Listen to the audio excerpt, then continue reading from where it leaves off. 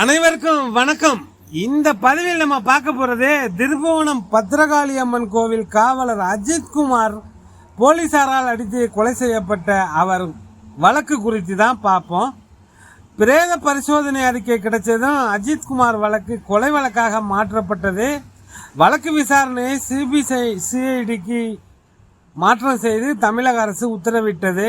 பணியிடை நீக்கம் செய்யப்பட்டிருந்த 6 காவலர்கள் பிரபு கண்ணன், சங்கர மணிகண்டன், ராஜா ஆனந்தன் உள்ளிட்ட காவலர்கள் 15 நாட்கள் நீதிமன்ற காவலில் மதுரை மத்திய சிறையில் அடைக்கப்பட்டுள்ளனர். சிவகங்கை மாவட்ட காவல் கண்காணிப்பாளர் எஸ்பி அவர்கள் காத்திருப்போர் பட்டியலுக்கு மாற்றப்பட்டார்.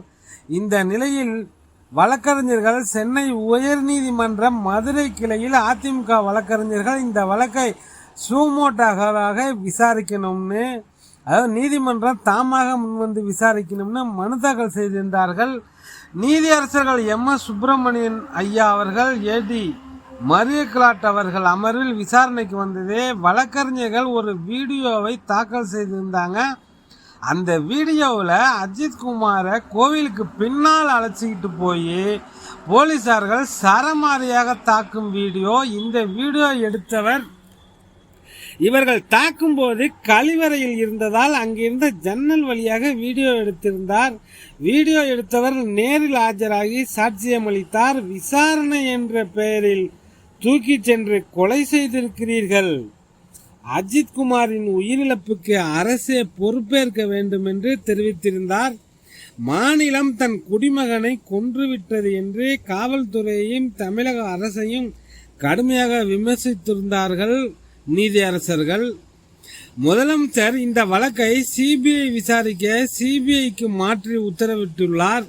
அஜித்தின் அம்மாவிடம் முதல்வர் மன்னிப்பு கேட்ட ஆறுதல் சொன்னார். அஜித்தின் தம்பி நவீன்குமாரிடமும் பேசி ஆறுதல் தெரிவித்தால் தைரியமாக இருங்கள், ஆக்ஷன் எடுக்க சொல்லியிருக்கேன் என்று முதல்வர் அவர்கள் குடும்பத்திடம் தொடர்பு கொண்டே அலைபேசி வாயிலாக ஆறுதல் தெரிவித்துள்ளார்.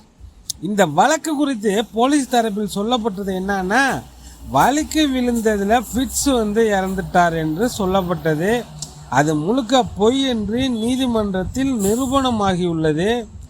நிகிதா என்கிற பெண்மணி வாய்மொழியாக ஒரு புகார் தெரிவித்தால் உடனடியாக தனிப்படை அமைத்து விசாரணை தொடங்குவார்களா?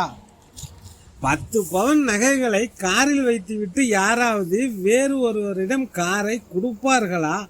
அப்படியே காரை கொடுத்தாலும் நகை இருக்கும் அந்த பேகை கையில் எடுத்து சென்றிருக்கலாமே. அதையெல்லாம் செய்யாமல் நகை உள்ள பேகை காரில் வைத்துவிட்டு சில மணி நேரம் சாமி கும்பிடுவார்களா யாராவது? எந்த வழக்கும் பதிவு செய்யாமல் மானாமதுரை டிஎஸ்பியோட ஸ்பெஷல் டீம் விசாரணை செய்ய தொடங்குது. ஒரு சாதாரண மனிதன் புகார் கொடுத்தால் இவ்வளவு வேகமா போலீசார் விசாரணை செய்வார்களா? அந்த பெண் டாக்டர் முகத்தை மறைத்து கொண்டு மாஸ்க் போட்டு பேசுகிறார். எதுக்காக முகத்தை மறைக்கிறார்? அவர் புகார்தாரர் தானே.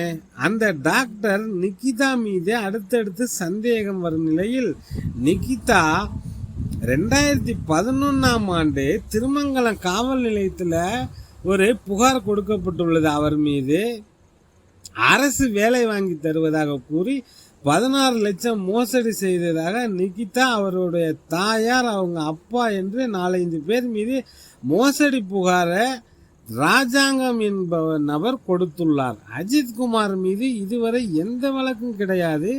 ஒரு மோசடி பேர் வெளி ஒரு வாய்மொழியாக கூறிய புகாருக்காக ஒரு அப்பாவி இளைஞனை அடித்து கொலை செய்துள்ளது போலீஸ்.